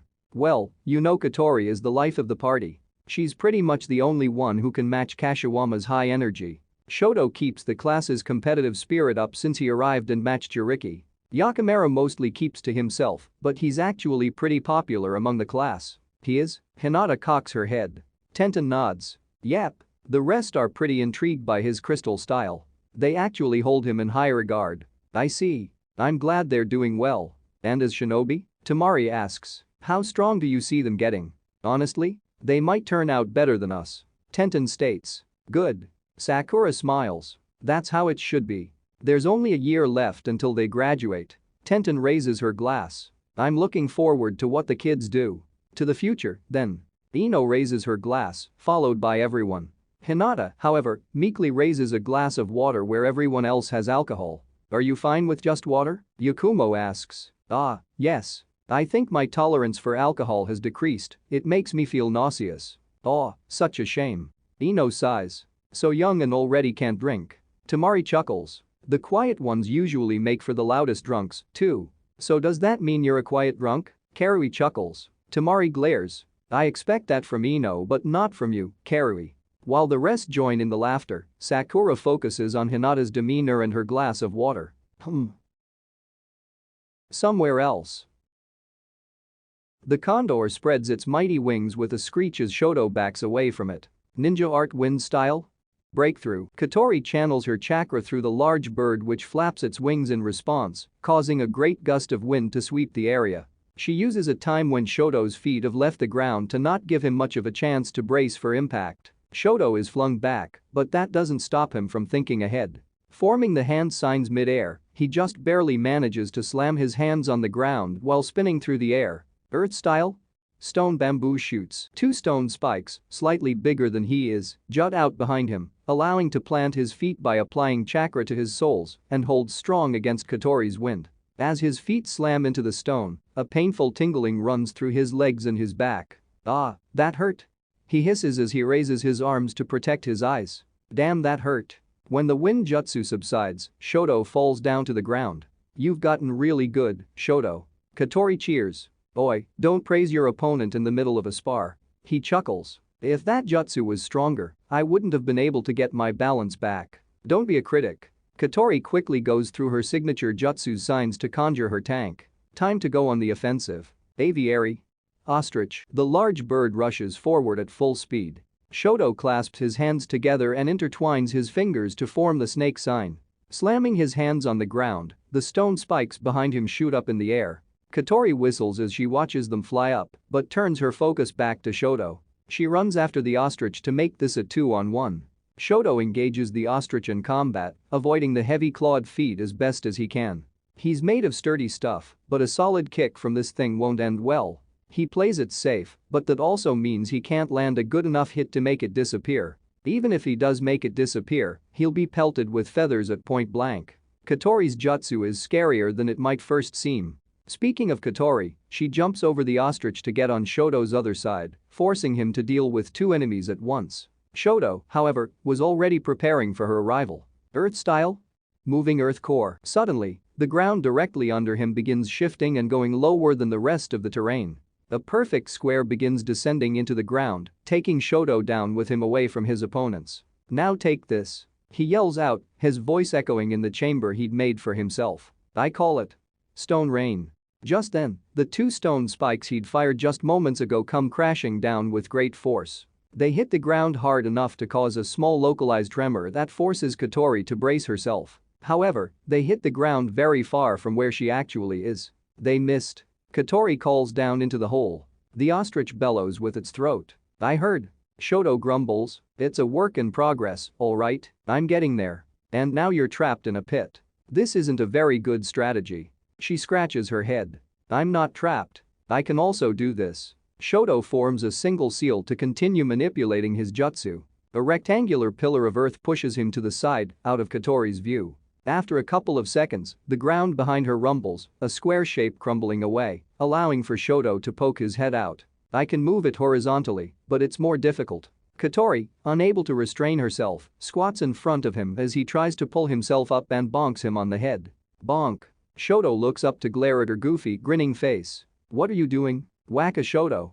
He sighs a defeated sigh and gets out of the hole. So we calling it a day? She asks. May as well. He dusts himself off. Would be better if we had Yakimaru, too. Or Shisho. Yeah, we could have switched it up a bit, but Yakimaru's training his medical ninjutsu. Can't do anything about that. We can't let up in our training now. Shoto crosses his arms. We only have a year until we graduate. If we're to be of any help to Shisho, we will. She clasps his shoulder, her expression in stark contrast to a few seconds ago. There's no doubt about that. Okay, let's get home, you're being all sulky now. I don't sulk. Shoto protests. Sure. Katori skips away. See you tomorrow. Later. Mom, Dad, I'm home. Katori steps through the door to immediately be met by the delicious scent of something frying in the pan. Smells yummy. Hello Katori. Hinata calls out from the kitchen. Your father's still out, but dinner's almost ready. Go wash up. Before heading to the bathroom, Katori pokes her head in the kitchen to take a long whiff of the long-awaited dish. What's cooking? She asks but spots the pork cutlets being fried, which means XVIII, Hinata says before turning to waggle a fork in her daughter's direction. Now go take a bath. Yes ma'am. When Katori takes barely a few steps away, a clattering grabs her attention. The sound of something metallic falling, coming from the kitchen. Katori immediately turns around and darts back inside. Mom? Inside, she sees Hinata out of breath and propping herself against the kitchen counter, fork on the ground. Mom? Katori rushes over to her with worry. I'm fine, Katori. Hinata brushes the girl's hair. I just got dizzy for a moment. The front door creaks open once more. Honey, I'm home. Naruto sings as he skips to the kitchen. Smells yummy. When he turns the corner, he stops in his tracks, seeing his lovely wife unwell with a worried Katori helping her. Hinata, what's wrong? He runs over to her and leads her to the sofa. Like I told Katori, it's only a dizzy spell. Must be from the heat. She reassures them. Should I get Sakura? Naruto asks while already beginning to turn to go back out. There's no need. Really? Hinata places a hand on his shoulder. Naruto crinkles his nose. If you're sure, I am. She nods. I can finish cooking, Mom. Katori offers. You sit back and rest. You don't have to, Hinata. Naruto interrupts her by placing a hand on her head and pulling her to his chest. If you're not feeling well, you can rest. There's no need to strain yourself, alright? He kisses her on the top of the head. We're here. Yeah, we can handle it. Very well. Hinata finally relents and gets comfortable in Naruto's embrace. Katori looks at the two of them and snickers. You know, Dad, you shouldn't take advantage of a sick woman. He grows red in the face, as does Hinata. Wah. I'm not. With a laugh, Katori goes to finish the XVIII. Yakimaru, POV. Yakimaru had gotten into the habit of taking his homework out. He'd used the excuse that he wanted to be closer to the river when practicing his medical ninjutsu, to feel closer to everything Ameno-sensei and Sakura-sensei taught him. His surroundings tell a different tale. Piled up next to him are the dozens of crystallized remains of fish, most often used when practicing the healing arts. All of them have been various degrees of shattered and outright useless for anything further. Even the faintest touch would be enough to break them into even smaller pieces. However, Yakimaru is determined to succeed. Going behind Guren's back, he'd started his own attempts at healing through his crystal style. The success rate so far has been non-existent, but he's not about to give up. He summons yet another fish from the scroll and places his hands on it, pink chakra surrounding them. Mystic Palm, he's trained extensively over the past year. Everyone in his class can revive the fish. Some still take a bit long to do it, and unfortunately Yakimaru is one of them. Maybe it's like Guren said, splitting your focus on too many things at once will only weaken them. Or maybe it's Yakimaru's own negativity that's preventing him from progressing any further. Please work. He channels his chakra into the mystic plan. If I can just figure something out. He surrounds the fish in his crystal and it immediately shatters. With a dejected sigh, he sweeps it into the pile. Another dud. A jutsu only made for killing, huh? Guess there's no way around it. Everything it touches turns to gemstone. Everything? His eyes snap back to the scroll. Wait. Didn't Gurren and Hinata-sensei say they fought? They were enemies. Gurren used her crystal style and sensei survived. But how did she? Yakimaru rubs his forehead, trying to squeeze out the faint memory he has of that conversation. After a minute of deducing and guessing, he remembers. Chakra. She coated herself in chakra. So what if? He immediately unseals another fish and tries it once again. When he activates his mystic palm, he waits before activating his jutsu. This time, he instead refines his chakra to spread out throughout the entire fish. A very thin layer, just enough to coat it as a shield. Hopefully, it'll be enough. It's a slow process and takes a great deal of effort and focus, but he eventually manages it. Then, he applies his crystal style. To the same effect as before. Yakimaru clicks his tongue. Was it too weak? Or is it just a terrible idea in the first place? He keeps trying until dinner time and goes home with little success. He can feel his chakra control getting better as he does more with it, so it's not a complete loss. For several more days, Yakimaru practices on his own with his new experimental technique. He doesn't get far where healing through crystal style is concerned, but his medical ninjutsu in general has actually skyrocketed. So he got something out of it, at least. Like the days before, he has a pile of crystallized fish next to him. Failed attempt after failed attempt, slowly beginning to discourage him. He takes a deep breath and begins anew. Activate the mystic palm, lay it over the patient, and spread it into a thin membrane surrounding the whole body. Then, apply crystal style to it. As before, the fish is encased in a crystalline structure. This time, however, it doesn't shatter. A single crack appears in the structure, splitting the cluster of crystals in two parts. Medical crystal style? Jade chamber. From within, the fish flops. Alive. Yakimaru stares at it in disbelief. I did it? He stands up to his feet, taking in the sight of the living fish from a different angle. I did it. He laughs hysterically. I did it. He repeats yet again. Finally. I got it down. As his fit of laughter calms down, he feels himself feel woozy. His feet, turning to noodles, betray him, and he begins to sway back and forth until he finally falls backwards from chakra exhaustion. Stepping from behind the trees, two figures walk over to the boy, taking in the mess he's left behind. Gurren places a hand on her hip as she watches the fish continue flopping. Well, what do you know? The kid actually did it. Gozu gently picks Yakimaru up. Just as he said he would. It never would have occurred to me to use the same trick Hinata used against me. You said it yourself, you never had a reason to. We had to fend for ourselves from an early age and do whatever it took. But this boy, he doesn't have to live in that same world we did. Be that as it may, coating a small fish in a thin layer of chakra and doing that an entire person, it's vastly different. Gurren sighs. Despite all my warnings not to do anything unnecessary.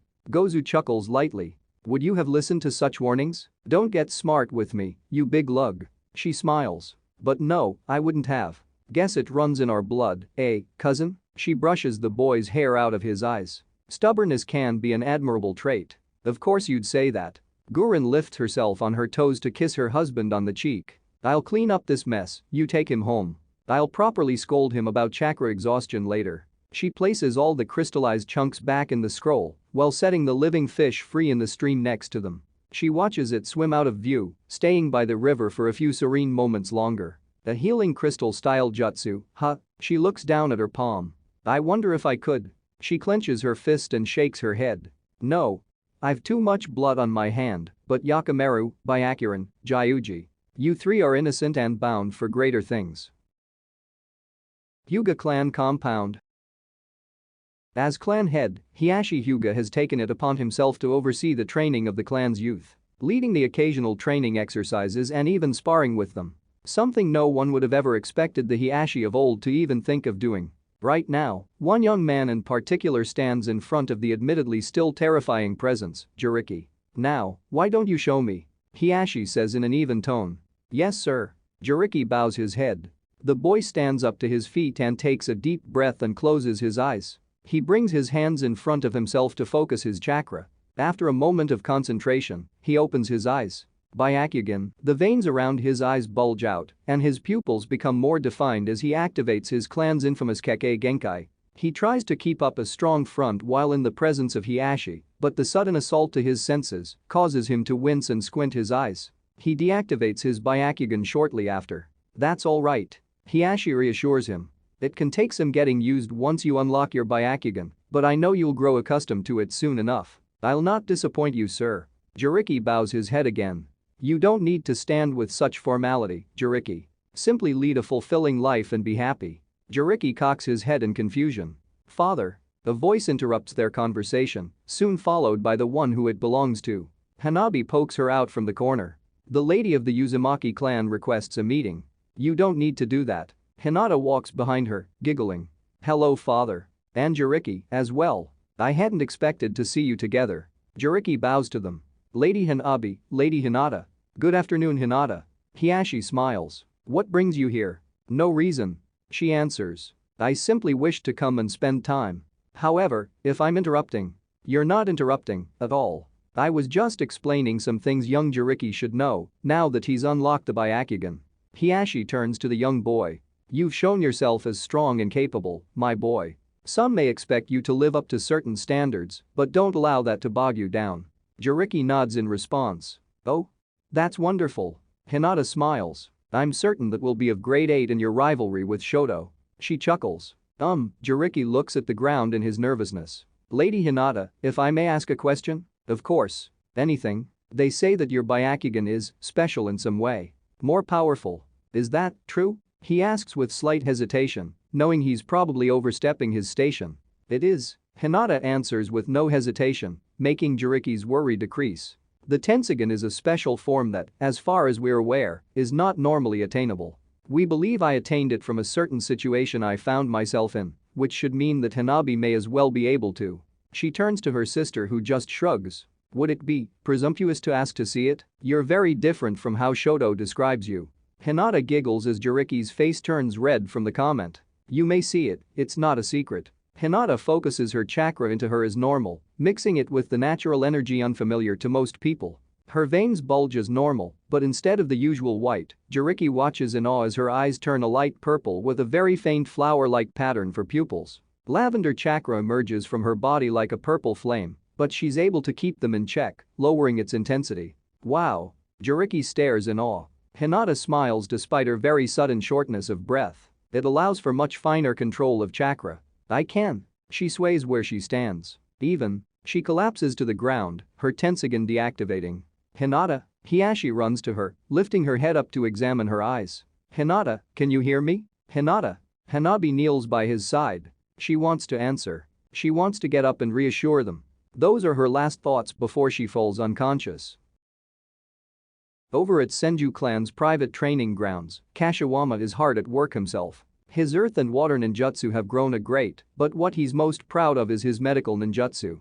His great-grandfather was hailed as one of the best healers in the world, and his great-granduncle is the best water style user. So now here he comes, with an attempt to combine both and reach the legacy they left behind. The Senju clan has taken many hits over the years and are not at all what they used to be. He's determined to change that and bring them back to the top of the food chain where they belong. To accomplish that, he needs to train, and that's why he's surrounded on all sides by 5 fish. It almost looks like he's in the middle of a summoning circle with how he's placed the scrolls used for medical practice. He focuses his chakra and goes through the hand signs. Streams of water begin swirling around him in a spiral, expanding further and further away from him until they reach the fish. The water grows more prominent, covering the ground under his feet. Medical water style.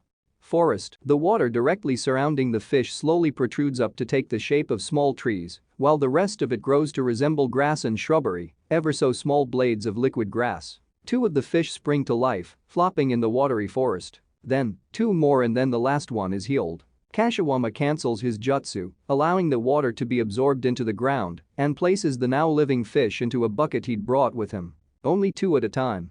He crosses his arms. That won't do. I have to train even more. You sure are busy. Genzai's voice grabs his attention from somewhere up above. Genzai? Kashiwama looks around.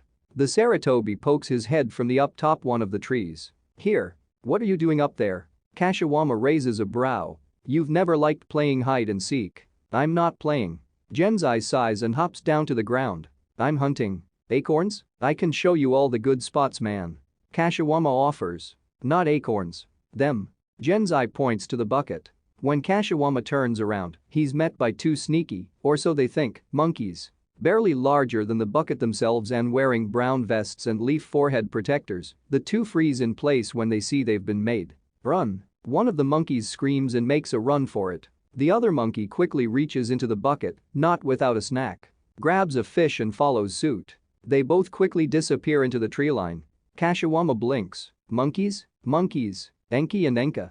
Genzai sighs. Dad taught me to summon them, but they won't listen to me. I've been chasing for them for half an hour now. So you're getting into the family jutsu, huh? Kashiwama grins. That's pretty cool. Try saying that after chasing them through half the village. And they just had to run into the Senju compound where someone just had to plant a whole bunch of trees. Genzai rubs his forehead and curses his luck. Feel like this is more trouble than it's worth. Well, 2-on-1 is hardly fair. Kashiwama cracks his neck. How about we team up? Genzai scratches his chin. I guess if I want to catch a monkey, I need someone with a monkey brain. He begins running to the tree he last saw Enki and Enka. Yeah. Kashiwama smacks his fist into his palm. Wait, what? Somewhere else. There's not a whole lot that Hinata remembers. She has very vague recollections of Sakura looming over her head and trying to speak, but it all comes out muffled. There's some other men and women, too, who were maybe around. There's now another voice that fills the room, louder than the others. She can make out only the tail end of it as she regains her senses. Said, Naruto, she'll wake up soon. Sakura tries to reassure him. But what's wrong with her? Why aren't you telling us? Naruto questions. Naruto? Hinata manages to mumble out. Hinata. Naruto kneels by her side, taking her hand in his. How are you feeling? As she looks around to take in her hospital surroundings, she sees Kotori, Hiashi, and Hanabi also crowding around the bed with very worried expressions. Are you hurt? Kotori leans on the bed. Please, everyone give her space. Sakura tries to bring order to the room. She's still in shock from passing out, so give her room to breathe. She walks over to her patient and places a hand on her forehead. How do you feel? Tired. Hinata answers. What happened to me? Sakura takes a careful look around the room from the corner of her eye. There's a hint of uncertainty in her eyes, but not one that comes from lack of knowledge. This is uncertainty as to how to handle the situation at hand. We don't know yet. We're still running some tests. How long will it take? Hiashi demands. She's already been here for 2 hours. These things require time, Lord Hiashi. Sakura explains. I want her to be well as much as you do. That's why I want to be thorough. Is it because of the Tensogen? Hanabi wonders. It might be doing something bad, like poisoning your body. Can it do that? Naruto whips his head. We don't know anything about it. Hinata says meekly. It may very well be the case. Please, could everyone leave the room? She needs space and I need to run some tests. Very well. Hiashi nods. Do everything you must. Hiashi and Hanabi make their way for the door, followed very shortly by Kotori, who gives Hinata's hand a light squeeze before leaving. Naruto kisses her on the forehead and gets up with some hesitation. You stay. Sakura grabs him by the arm. When the other three leave the room, Kotori and Hanabi's mischievous sides kick in. They squish their faces against a door to listen in, but Hiashi grabs them both by the ear and drags them away. What's up, Sakura? Naruto asks. Sit down. She motions to the chair by Hinata's bed which he takes with some apprehension, not sure where she's going with this. Both Naruto and Hinata look at each in confusion before turning their attention back to their friend. I didn't want anyone else to be here so you can decide for yourself how to handle it. Is it about my fainting? Hinata asks. Do you know something about it? Is it serious? Naruto barely stops himself from getting up from worry. I mean, it is, just not in the way you're probably thinking. She stands in front of the bed, looking them both in the eyes with a serious expression. Hinata, you're pregnant. I'm. Hinata blinks. I am? Yes. Sakura nods. She's pregnant? Naruto stands up, his head whipping between both of them. You're pregnant? With the information finally settling in, tears roll down Hinata and a wide smile spreads across her face, unable to contain her excitement. Naruto lunges on the bed and hugs her tightly. That's awesome. He delivers a flurry of kisses before pulling away to look her in the eyes, cupping her face in his hands. Yes. Hinata places her hand over his, still trying to catch her breath from the excitement. Yes, it is. I'll leave you two be. Sakura leaves them alone to take in everything that this news entails and enjoy the moment together. Closing the door, the smiles longingly back to the room. Parents, huh, must be nice. End of chapter 60.